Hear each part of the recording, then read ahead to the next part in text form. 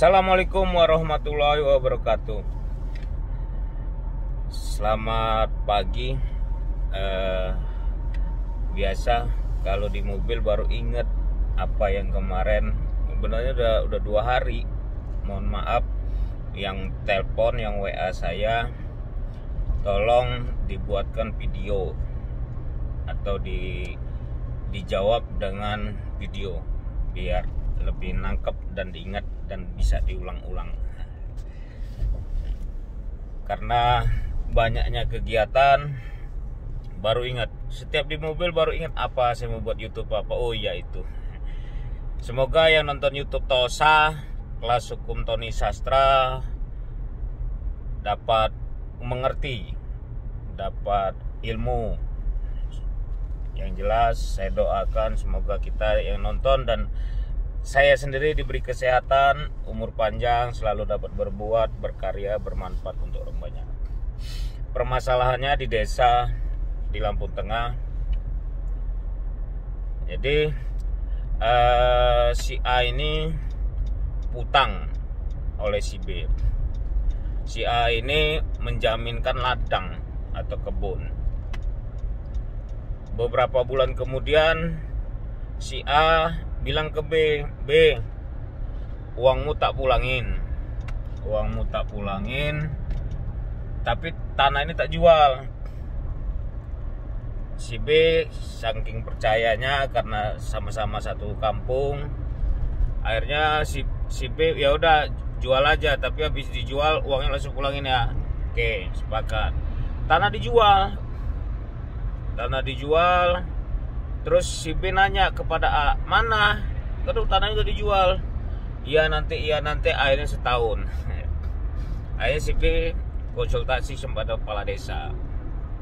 Kepala desa coba sampaikan ke saya. Sebenarnya sudah dijelaskan melalui by phone, tapi katanya buat lagi video. Oke. Bagaimana? Apa yang harus dilakukan si B?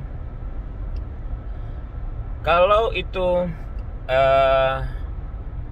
tidak dipulangkan sama sekali, itu masuk penggelapan. Penggelapan apa yang digelapkan? Uang.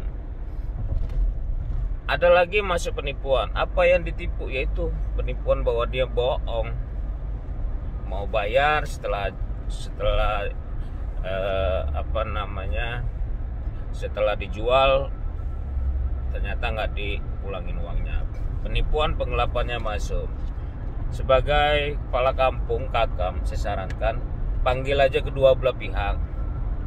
Karena satu kampung, satu desa, sudah jelas sudah kenal lama, sudah jelas berteman ataupun saudara ada kemungkinan karena dia satu kampung. Ajak kedua belah pihak duduk bareng, ajak ngobrol. Diselesaikan secara musyawarah lah.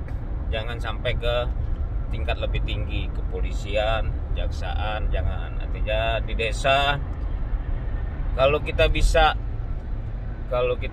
musyawarah untuk mencapai mufakat, itu yang lebih bagus. Kalau sudah sampai ke polisian, itu ceritanya panjang. Dan polisi juga saya yakin tidak langsung tangkap menangkap, pasti beri waktu untuk mediasi.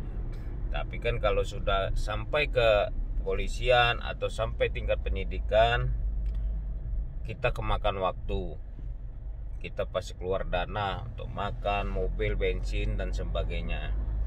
Kalau masih di tingkat kampung, bisa ketemuan di rumah Pak Lurah, bisa ketemuan di kantor kelurahan atau kantor kepala kampung itu. Jangan sampai ini berlanjut. Ya saran saya sih, untuk permasalahan apapun di kampung, permasalahan kecil ataupun besar, kalau bisa musyawarahin aja. Selesai di musyawarah lebih baik. Hasil musyawarah itu lebih baik daripada putusan pengadilan. Putusan pengadilan pasti ada yang dikalahkan dan tidak dikalahkan. Yang dikalahkan itu pasti merasa tidak enak lah dan lain-lain. Oke, apapun permasalahan di kampung, seperti tadi pinjam meminjam, sama-sama sepakat, itu tidak bagus kalau sampai ke pengadilan atau sampai ke polisian. Masalah itu sih unsurnya masuk kalau pihak A tadi yang pinjam uang kepada B nggak mau mulangin atau bohong. Wah, itu jelas masuk. Bisa juga mungkin A kalau ada apa gitu, tanah di lain tempat ditawarkan juga, ada tanah yang ini aja kamu pakai lagi, bisa. Yang jelas kesepakatan. Tapi kalau si A tadi yang pinjam uang tetap juga dia nggak mau mulangin, ya terpaksa. Yang harus dilakukan yang pertama somasi, tegur dulu, diperingatin dulu dengan somasi itu. Kalau sudah disomasi, ditegur, diperingatin nggak mau juga, ya siap-siap pidana, itu bisa laporin polisi dengan bawa bukti-bukti. Somasi itu juga sebagai bukti gitu. Somasi itu bukti juga bahwa kita telah melakukan upaya hukum dengan somasi teguran hukum, karena itu bisa dijadikan bukti. Lebih mantap lagi somasi pakai kantor pengacara. Kalau pakai kantor pengacara akan masukin lebih matang lagi delik-delik hukumnya, permasalahannya apa, dirangkai dengan kata-kata yang indah. Pengacara akan masukkan semua pasal-pasalnya biar orang yang membaca, orang yang melihat berpikir.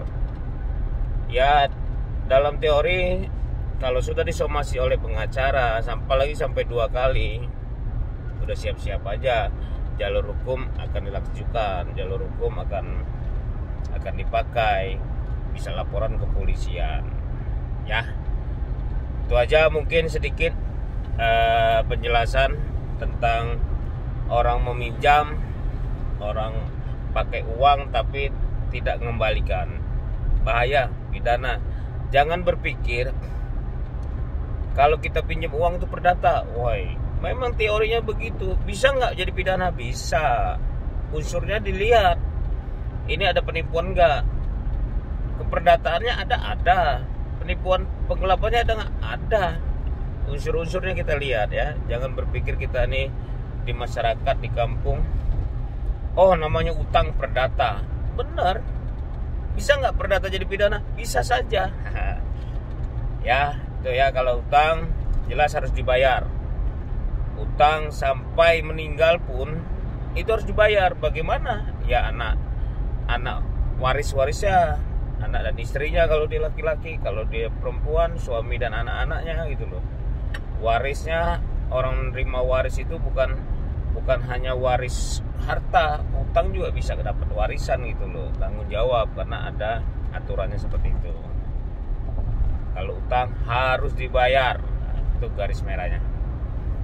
Semoga yang nonton YouTube tahun ini selalu diberi kesehatan ya, umur panjang, sukses dunia dan akhirat. Terus tonton YouTuber kelas hukum ya, tonton YouTube kelas hukum Tony Sastrajaya SHMH.